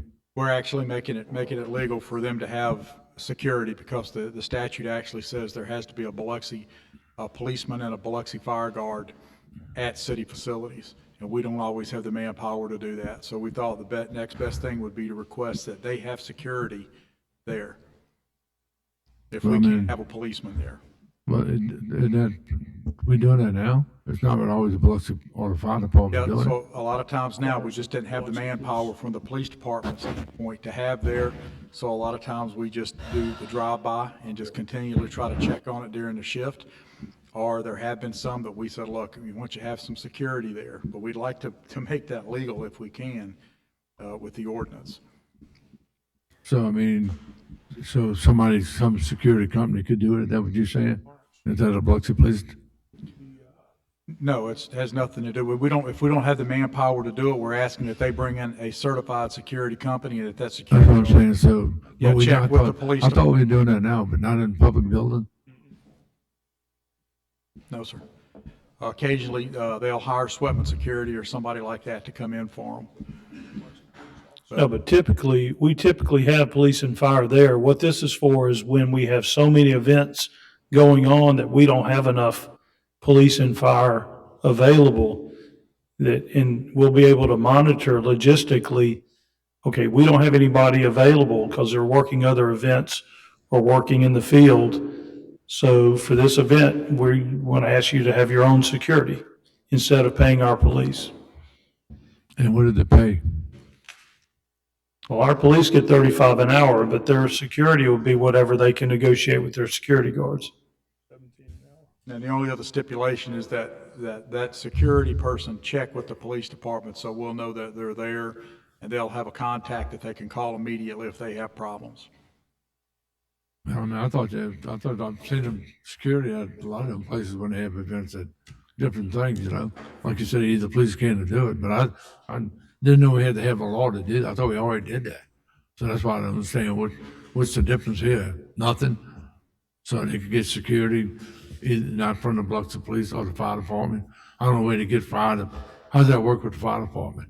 Usually They the have fire, security somewhere else the that fire does, department doesn't have a problem. There's usually enough fire guards that they can so handle. that's strictly the police. Police department. So that's how you can get any security company. Yes, sir. Okay, so I already thought that was in effect. Mr. Guines, anything? Ms. Newman, anything? Mr. Deming? I do. My only concern with this, when I read the ordinance, it refers to municipal buildings, right, which are our buildings. And then it compels us it compels them to bring on a security guard at our requirement. And then it compels that security company to report to us. Peter, it just screams agency liability to me. What do we have to offset that? Do we have indemnity agreements, insurance requirements, bond requirements at high enough rates to prevent us from being captured and liable for agency liability for the bad acts of some third-party security company that we compelled to be there?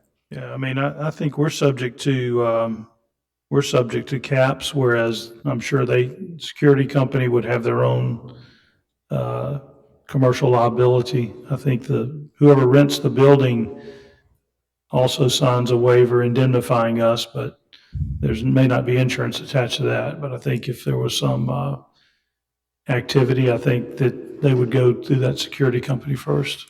Can we require these security companies that we're going to be Additional insurance.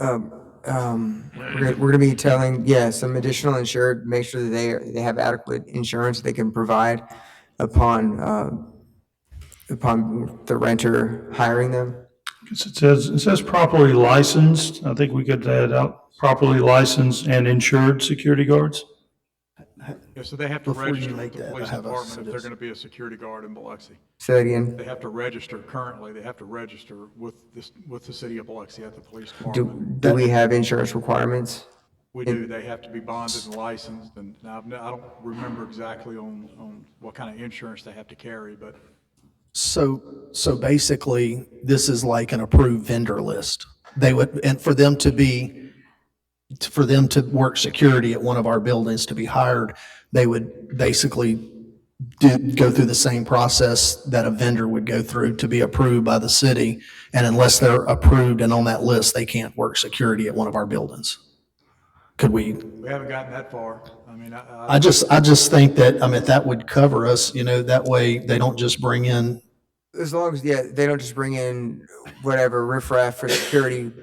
The thing is, though, if they do, the insurance is required. We need something to protect us. I suggest after properly licensed, we just add the word properly licensed and insured security guards from a private company. And then when you're dealing with that private company, if they don't, I think the companies that are locally here, y'all deal with them every day and you know who their insurance is with. So do you want to make an amendment? I'll move to amend. I'll second that. Okay, to say and insured? Yes. Okay, so we have a first by Mr. Deming, I have a Privately second by insured. Mr. Tisdale. Any discussion? I do. Yes. And I got a few dealings with this sort of thing. An additional insured and a certificate holder are two different things. And Peter, when you look at it, you may want to make sure the better requirement is upheld. Because there's some groups that name you as a certificate holder, and then there's the additional insured. I can't remember which one's the better one, but there's one that you got better coverage in case there was an event. Right. So, all right, that's all I got to add. All right. So are you discussing the amendment? Okay, Mr. Guns?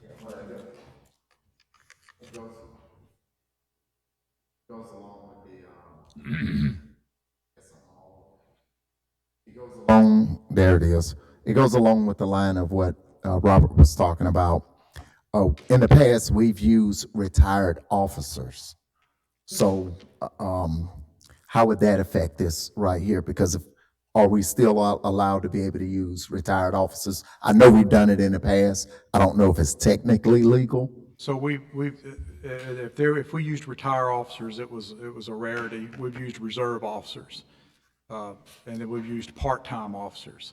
So they have to, if they're connected with the police department, they're gonna have to have done all their continuing education credits for the year. They're gonna have to have been to the range. They'll have to have their first aid certification. There's a bunch of stuff. So just to say a retired officer, we would not use unless he was up to date with all of his training. Okay. Thank you. All right. If there's no more discussion, I'll call for the question. All in favor of the amendment? Okay, so it's 7-0. All right, is there any other discussion on item B? Any other discussion? Okay, if not, I'll call for the question. All in favor of item B as amended? We have 7-0. We'll now move to item C. Ordinance to amend the Code of Ordinances pertaining to mobile food vending. All right, this was moved by Mr. Tisdale and seconded by Mr. Lawrence. Really don't have a comment on this. Okay, Mr. Lawrence, anything? Yeah, I think this is one of the main ones you need to look at. Because last year, when they were selling all these food trucks, they sold alcohol. I don't know if they're permitted to do that. Anything they wanted to sell. Marijuana snowballs. So I guess that's supposed to be legal nowadays. And it wasn't just food they were selling. That's the problem. So I don't know how you control all that. You get that kind of crowd, that many of them, they sign up here as a food vendor, but they might have a hamburger, but you can buy anything else you want there. And they were selling with the little airplane bottles with the vodka, bourbon, whatever's in them. So how you stop that if they don't sign up for an alcohol license, or you can prove they have an alcohol license?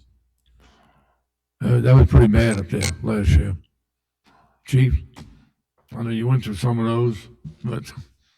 Yes, sir. So they could possibly sell alcohol if they're connected to a business that sells alcohol. If they have a mobile vending truck that's outside a bar, they can get an approval to do that through the state.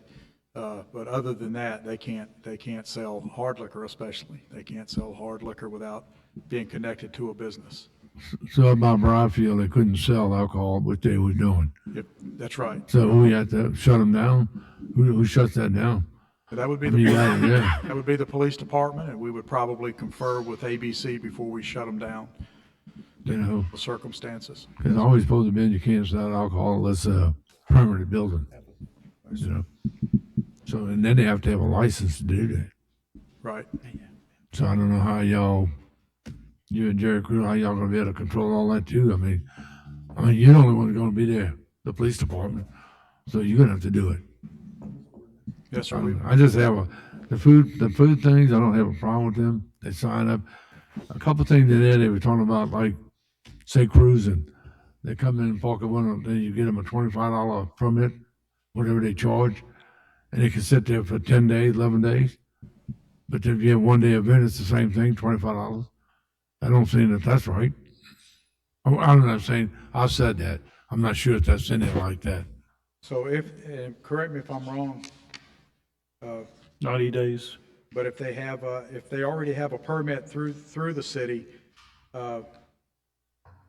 it's $75. If they're already permitted to do business as a mobile vendor, it's $75 for a particular event, in addition to what they pay yearly. If they don't have that already, it's $300, which is Okay, only, but the days doesn't matter? That was my question. For the longer events, even the bad event we had is getting longer and longer. Cruising lasted from one weekend to the next weekend. So they paid us $75 once? so the permit for someone who isn't already approved through the city, the permit is valid for 2 consecutive days. Is that correct? That's right. So, You may have something to add to that, I don't know. so it's 2 days? Yes, sir. So then would you say like cruise? I mean, so what do we do? They're gonna be 2 days time 4 or something like that? Well, if they don't already have a permit, if they already have a permit through the city, Gary, you know exactly what that is if they have it. I think it's good for 90 days. There are two types of mobile vending permits. There's the one for the person that wants to set up an established space and be there for a long period of time. I think it's 90 days. And that would be the fee where it's $250 or $300. They go to DRC, we look at the space, we make sure it's zoned correctly, make sure that they have their wherewithal together. And if that's approved, then they are allowed to function on that piece of property for 90 days, and then they can come back in and renew it. So If that's they have, that's a $300 fee. yeah, if they have that permit, what the current ordinance says is that the promoter of another special event may allow them to use that license for another special event without having to obtain a separate license. That's the one that's called the permanent or the long-term mobile vending machine. All right, and then you have the one that's just for a special event, like we're going to have a weekend event, and we have people that come in here from all over the place. They're not here to set up on a piece of property for a long period of time. They would just come in and pull the one event permit. That's the one with a smaller fee. So two different types of events, two different types of vendors, you know, and it really just depends on. Let's say they come in for a St. Patrick's Day parade or the Mardi Gras parade. That's a 1 day pretty much. Right. That's $75. It is, yes, sir. As long as they have a legalized food truck, I guess. That's correct. That one is good for either 1 or 2 day events, either one. So they come in cruising. What is the price for cruising, which lasts like 9 days? So it's the same thing, $75? That would be a small event, yes, sir. They would probably be good for that. That's usually what we charge, not the long term. If they're not going to be here for the long term, we don't charge them the long term fee. So it's still $75, whether it's 2, 3, or 4, or 5 days. That's correct, yes, sir. So just because it's an event that's going to end. Right. Whether it's Thursday, Friday, Saturday. Okay. So the people that do the 90 days, you said they can use their same license to go like cruising? That's up to the event coordinator. In a lot of cases like Main Street, you know, Main Street has these other events down here, and it allows Main Street to determine whether or not they're going to accept that long-term license for that short event, or whether or not they're going to make them do another one, because Main Street uses those events as their big fundraisers for the year.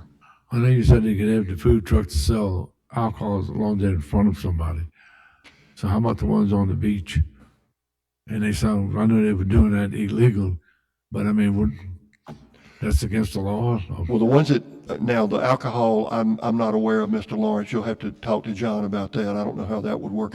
But as far as the food trucks that came in during Cruising the Coast, they came in and got, not only did the property owner have to come in and get a vendor permit to rent the property out, but each individual vendor that went in on that piece of property had to come in and get a separate permit for what they were doing. And that was the $75 roughly? That's correct, yes, sir. Okay, what did it cost the person with the lot? What did it cost them? Like, $250. for anybody to put on it? Yes, sir. So if they get 10 to 6 or 4 or 5, it doesn't matter? Yes, sir. The property owner, we don't know exactly what they're charging, but you know, you have a property owner, let's say, that has 20 RVs on the property. Well, the fact that he's using that vacant lot for a commercial purpose makes him a vendor. And so we charge him the vendor fee, which is $250. So it doesn't make any difference how many RVs on there? So Yes, it's sir. that one for that lot? Yes, sir. And he's responsible for the insurance and everything? That's correct, yes, sir. Okay, so what did the change in this year? You got stuff crashed out. So I mean, what was the biggest change you made? I think a lot of this has to do with the sales of alcohol. The sales of alcohol, yes. I would say that's the major problem. The food, somebody selling hamburgers or chicken, whatever, it don't matter. Yes, sir. But so what are we doing with alcohol that changed this so much? I'll have to let John answer that Right. question. Well, before it really just focused on food. It didn't focus on alcohol at all.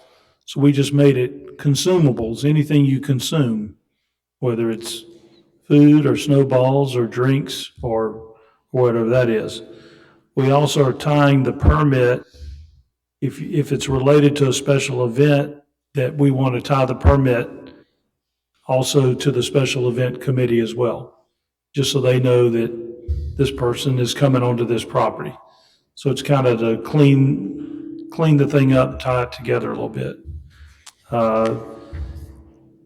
This was originally written just for food trucks, and just for food trucks, as opposed to somebody would come up and just set up a table, and they go, I don't have a truck, I'm just selling food. So it kind of closes that loophole too. Did we ever charge for this before? This is something new. Charging. I even put a lot, the guy to rent his lot out. To charge him $250. No.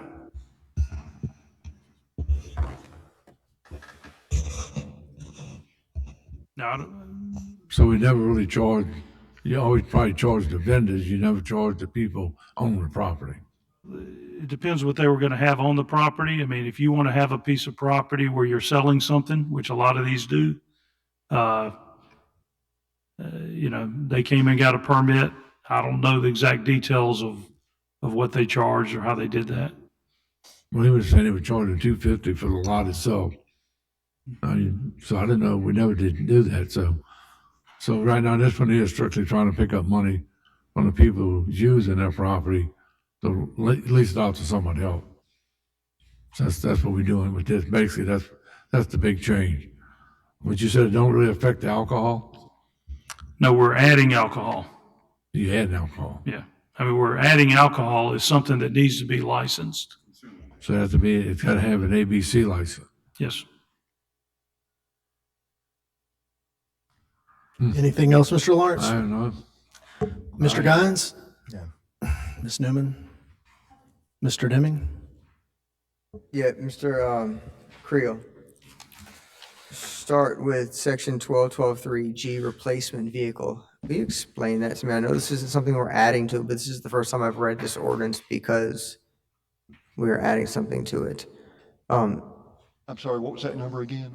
It's 12.12.3G. It's a replacement. If somebody gets a permit for a vehicle, they can only transfer the permit to a vehicle that is the same size, change. I mean, how significant is that? How many food truck variations are there, and why would it matter if someone improved their truck they were using for service? Well, every truck that's being brought in for permanent location, our fire department has to go out and inspect it, especially if it's one that people are going to be inside of the trailer cooking. They go out to make sure that they've got the right fire suppression equipment on it. But in the current ordinance, one of the things we have in the language is to make sure that they bring pictures of the trailer that they're going to be using to the DRC when they get approval. We just want to make sure that they're not bringing in some trashy piece of equipment, that they're going to try to pass off as a food vendor truck. Does nobody see this in person? I'm sorry? Does nobody view this in person? They just take pictures and take the person's word for it? Well, Other than the fire department when they the fire inspect it? department goes out and inspects it, and we don't issue anything to that vendor until the fire department tells us they've inspected it and that they're satisfied that it meets their requirements. I guess I'm just, that you couldn't have a replacement vehicle for one that was damaged that didn't meet the requirements of the same type, same size, and same dimensions as the general characteristics as the original. And so, while this is like minutia to most people, has that ever been an issue? No, not yet. Most of the vendor owners, the mobile food vendor owners, know that in order to attract people to their mobile food truck, that it needs to be attractive, it needs to be clean, it needs to look sanitary. Well, that kind of brings me to the next question in 12.12.8, when it must be attractive. That is such a general statement, and I fear that might even violate some First Amendment rights. Yeah. Have we ever had an issue where someone's brought something to us and we said, look, that's just not attractive enough? No, and really, I think what we do is look at it more from a code standpoint. Is it sanitary? Is it unsanitary? And our current ordinance language that we've already adopted for other structures would give us that authority to address it from that standpoint. Okay. That's really all I had on this one, other than the DRC has to approve the site location. That's just that's just based off of the rules. And we have the rules. It can't be, 50 feet from a restaurant, 20 feet from a fire hydrant, it has to be zoned in certain areas. And so they're not just, it's not subjective, it's completely objective, right? Based off the determination by the DRC. Think about this. You're gonna have a food truck coming in and wanting to set up on a piece of property. Number one, is the zoning correct for what they want to do? Are they self-contained? Or are they gonna try to tie into the water and sewer that's there? Where are they gonna set up on that piece of property? Are they gonna create a traffic problem? Do they have adequate parking? There are all kind of questions that come up. Do they meet the fire department's regulations?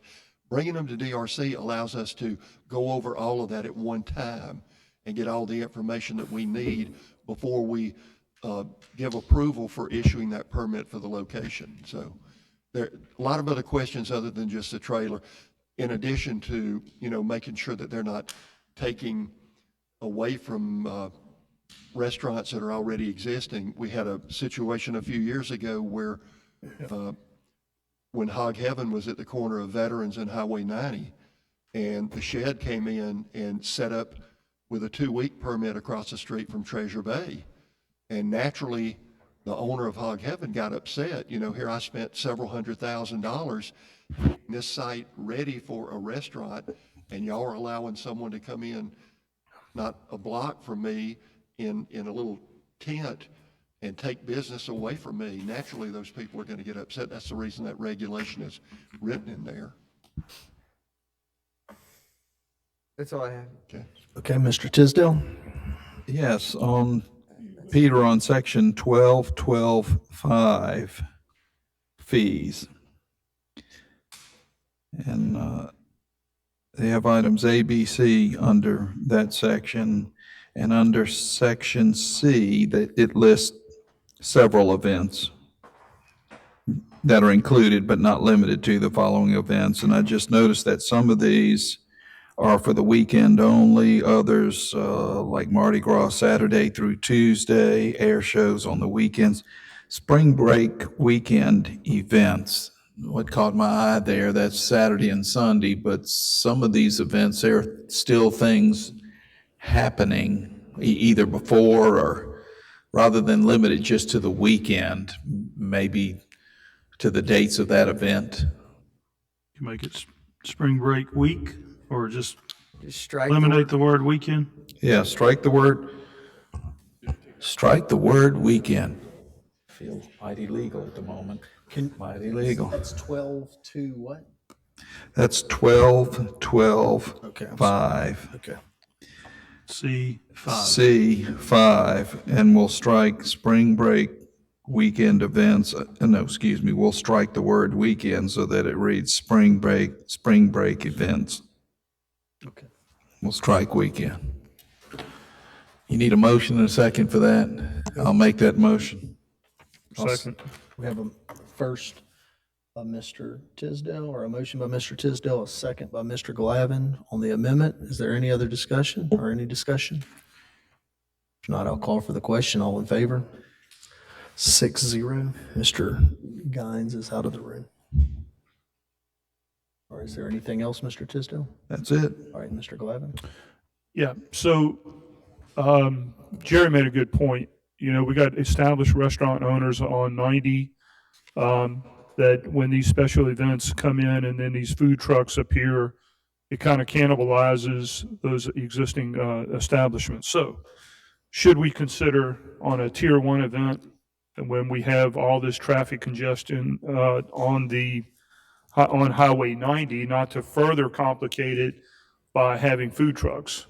And during tier 1 events, maybe we don't have, we have a provision that on the beach, food trucks are not allowed during that time, during a tier 1 event on Highway 90. But what is your opinion on that? I wish John was here, but he stepped out of the room briefly to take a call. Your comment, so, I picked up on that. It has some validity. Well, it does. We want to make sure there's a level playing field, and that's what some of the existing restaurants felt like temporary food trucks took away from their businesses along there. you know, we've got a provision in there that says 50 feet away from an established restaurant. I've had some people tell me that they don't think that's adequate, that it should be further than that away, because, I mean, if you think about the fact that if you've got a restaurant on the corner and there's a road right away next to you, that's 50 feet. Somebody could essentially set up on the corner right next to you and take business away from you. So, you know, we might want to consider looking at that distance and maybe making it further away from established restaurants. That might be the simple way to address it. What if we said 250 instead of 50?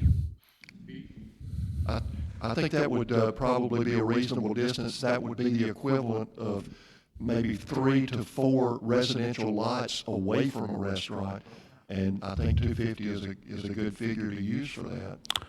Okay, I'd like to propose an amendment to change it from 50 feet, the variance, to 250 feet. Where are we at in the amendment? What, it's 12 something. The provision for food trucks to be 50 feet from Highway 90. We gotta find out where it's located. Is that food and alcohol? Food and alcohol. I think we got enough existing establishments that made a significant investment, paid a significant amount of taxes. That location where that's located, Peter? Here it is. It's 12-12-7. It would be B, and it's in number 4 under B. Mobile food vendors may not locate within 50 feet of any restaurant measured from any point of the principal structure to the nearest point of the mobile food vendor. So this is 12-12-7 4B? 12-12-7, B. Okay. 4. B4, okay. That's, So you want to amend that to say 250 foot? I do, but that's from any existing restaurant, right? Correct, yes, sir. Chief, what I'm proposing is to extend the food truck, the temporary vending trucks and everything a further distance, particularly on 90. The way it reads, it's 50 feet from any establishment, any restaurant or what have you. Should we include that to be off the beach, 250 feet off the beach? Would that help alleviate the traffic and policing what needs to be done along the beach? Yeah, but where are you going to go? Yeah, 20 foot off of the beach. Okay, so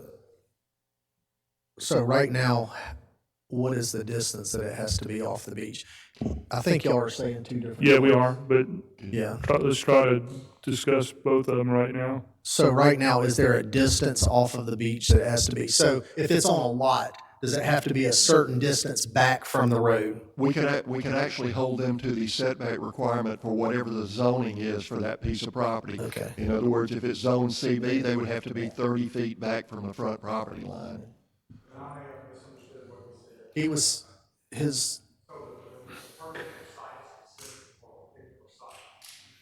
In the ordinance, I guess it's gonna come up next week or whenever it comes up, the planning's definitely 20 feet from the property line is where it has to be.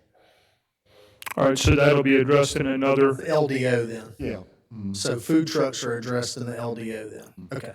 All right, so let me go back. So 250 feet from any established restaurant. Yes. That is my amendment. Okay.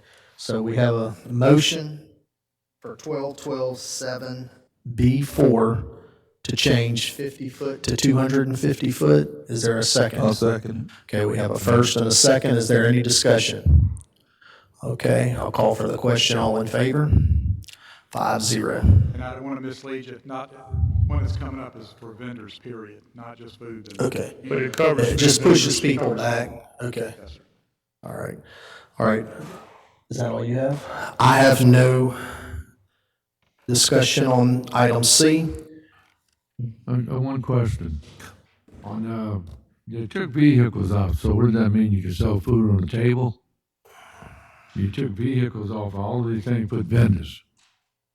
So what does that mean? You can sell it in the booth, you can sell it on a table, You took the, we supposed to be dealing with food trucks, that you took that out of their vehicles. Right, that's to bring somebody in that just shows up in it's not a self-contained food truck. The typical food truck drives up and they're cooking inside and everything like that. This is somebody that just sets up on a card table with a barbecue pit and sells ribs. That's not really a food truck. That's a food vendor. So we're bringing that person into the same rules as food trucks. So for instance, George, would be grilling on the green. You go down there, some of them have trucks you walk up to, some of them have a tent. Food trucks. And we just eliminated food trucks. I can't hear you. What'd you I say? said we was dealing with food trucks, now we eliminated vehicles. So now we can do anything you want. Now, we're defining a food vendor as somebody that just sells food, whether you're in a vehicle or not. It's the sale of food that we're regulating, not necessarily what kind of food truck they have. All right. So I'll call for the question. All in favor of item C as amended? 5. All opposed? 1. With Mr. Deming out of the room. George is opposed. Okay, item D, E, and F have been removed. We'll go to item G. Ordinance to amend the land development ordinance pertaining to number of access points. All right, item G was moved by Mr. Glavin and seconded by Mr. Tisdale. Discussion? Jerry, you got any comments? What this is a proposed text amendment that would change the width of a lot. Let me explain it. We have a lot of people that are coming in now that want to have a loop driveway in their front yard. But the ordinance currently says in order to do that, you've got to have at least 250 feet of width, which is the equivalent of 3 or 4 residential lots in order to do that. We have a lot of seniors that come in that don't like to back out into the street. They like to be able to come out head first onto the street. So what we're doing is recommending that be changed reduced from 250 feet to 80 feet, which is the width of an RS-10 single-family lot that would allow people to have a loop driveway in their front yard.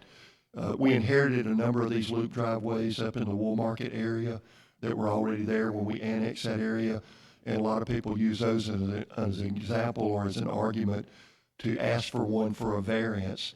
So what this would do, if they have at least 80 feet of width, they would be allowed to do a loop driveway. Thank you, Director. I really don't have a lot more to add. There's a lot of houses that are going up. People are investing in those houses, and this design makes sense in those cases. Thank you. Okay. Mr. Tisdale? I have nothing to add, thank you. Mr. Lawrence? I just think you shrunk it too much. There was a reason it was 250 before. I mean, when you drop it down to 80, that's a big drop. You know, I mean, I think that something should be similar to that, but to me, that's too small to make a loop. That's like a hut. That's straight in and straight out. I mean, that's pretty narrow. I mean, 250 to 80, 170 feet, that's a big difference. So I just think that to make yards look worse. They'll be parking boats and everything in the front yards and everything else. It's another thing. We're not taking care of the way we want people to live and look their neighborhoods to look. That's too small to me.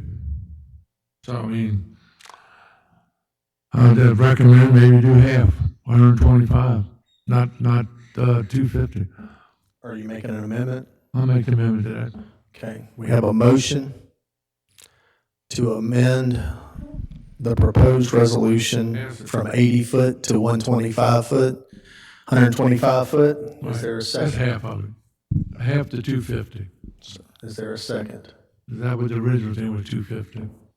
Okay, if there's no second, the motion dies. Okay. That wasn't no problem. Mr. Glavin, Mr. Guines? Mr. Guines, do you have anything? Ms. Newman? I have nothing.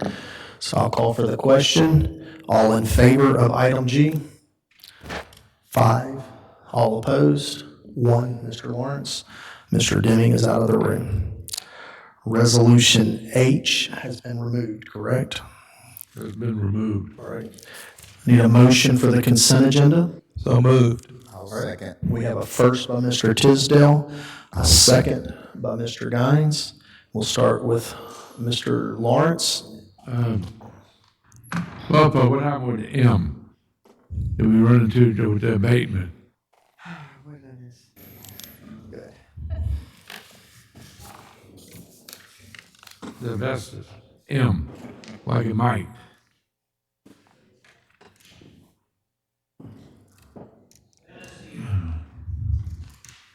One of the surprises that we ran into with the West Biloxi Library was that when the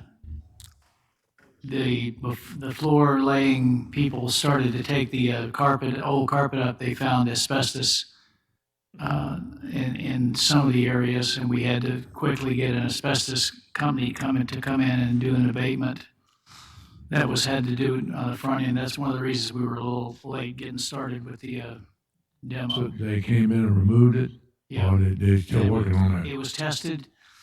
It was only a small area. It was tested, and we hired this company, got this company on the fly out of Hattiesburg. They came down, took it away.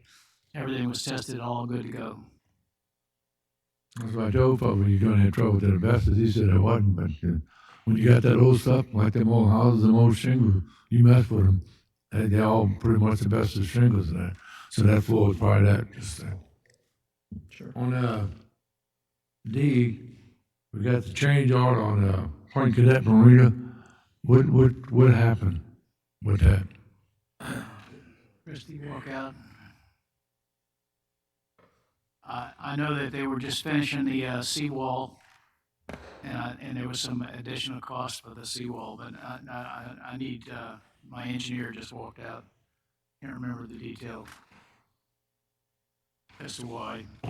We're getting really, as you know, some news this week. The governor gave us $5.5 million Yeah, to the next phase of the work. And the floating docks are due in early November. They're start bringing them in. Christie, we were asking what was the purpose for the change order? Oh, to pay, when we're done, we're gonna pave that parking lot. The concrete parking lot? Yeah. We're gonna pave it. That's what that's for. So that it Okay. looks nice, complete, finished project and not have that old broken up concrete stuff there. On the $5.5 million that we received, that was good news. How we plan on First spending of all, it? grant, it'll be a separate, phase 2 of the project.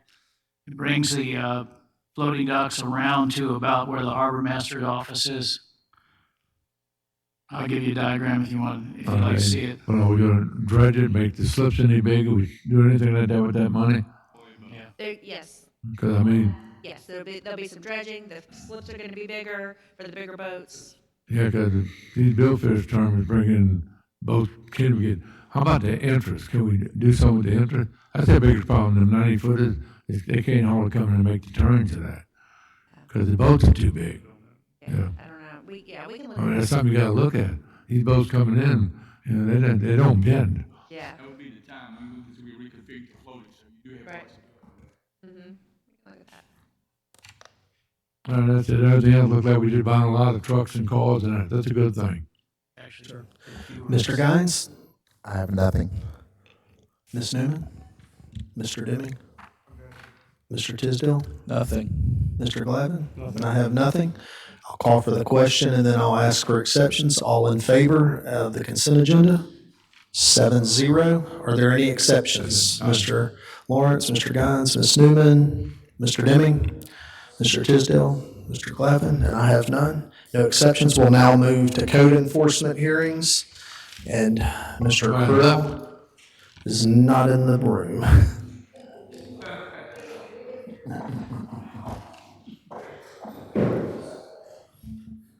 Mike can do it.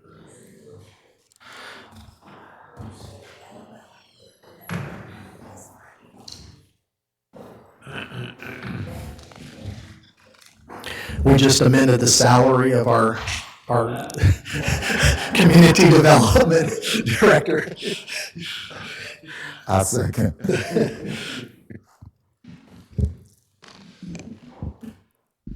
Item 1 on the agenda, Couris Properties LLC, 193 Rodenberg Avenue. That case has been resolved. Item B on the agenda, Deborah and Delina Lockhart, 275 Raynor Street. We would ask for 30 days on that. We are in communication with the property owner. So move. Second. Okay, we have a first by Mr. Guines, second by Mr. Lawrence for a 30-day extension. All in favor? 7-0. Okay. Item C, R&K Properties, Inc., 11489 Cedar Lake Road. We would also ask for 30 days on that. We are in discussion. Second. Okay, we have a first by Mr. Guines, second by Mr. Glavin for 30 days. All in favor? 7-0. Item D, Elliott Spears Estate, 427 Raynor Street. That case has been resolved. Item E, Michael Paul Zink, 628 Sunrise Court. This property is still in violation. All right, is there anyone here to speak on behalf of or against Michael Paul Zink to the 628 Sunrise Court? What is exactly the violation? It's overgrowth. Okay. Okay. I'll go talk to him, but Okay. So if he takes care of it, Yeah. he has about 30 days, okay? Case is closed. Okay. Mathai Quach, 374 Oak Street. That case has been resolved. Reginald Collier, 345 Fayard Street. That case has been resolved. All right, we'll now move to the routine agenda. So moved. Second. All right, we have a first by Mr. Tisdale, second by Mr. Lawrence. Walt, come on up here. That's right, huh? Uh-oh. Paul, he wanted to be excited. George with a thyroid condition. I yield the floor to my colleague. down You're there, right, Mr. Paul. Give him the scoop. Walt, do we have any money? There's more than one councilman now. So as I spoke at our last meeting, the 1.57 million we received on October 17th, there's 2.05 million that's now currently in step 4 or 5. It was stuck in at the GAR approval in the MEMA level. We asked them to move it into step 4 yesterday, and working with our MEMA team, we have it in there. So that's 2.05 million. When it gets to step 4 or 5, like it is this morning, it usually takes 12, 15 days for us to get it into our accounts. that's a good thing. That's a good thing that we got money. Yeah, That's a good thing. The relationship with MEMA is really strong, so when things get a little stuck and you can see it in the system, just reach out to them. We've got a good partnership with them, so that works well. Behind that, we have another $879,000 that we'll be discussing Thursday with MEMA. How much was that? $879,000. Okay. Yes, sir. We're still burning about 1.5 a month. Yes, sir. Okay, so we're 60 days ahead. Yes, that is we are. So, and I want to, before we close, I ask for a motion to adjourn. I would like to say that our Dr. Tisdale is playing his dad, Dr. Tisdale, on the cemetery tour. So you have time to go visit the cemetery today between 5 and 7, right? Okay. You gotta remember. So you need to see it. I think it was Hey, it was Peter's birthday yesterday. Peter, how old was you yesterday? 37? Yeah, well. No, we weighed He's old. 61, 62, what are you? He still got black hair. look at Okay. Routine agenda, all in favor? that. 7-0. I need a motion to adjourn. Is it died, Peter? Do we have a second? We have a first by Mr. Tisdale, second by Mr. Glavin. All in favor? 7-0. Meeting is adjourned.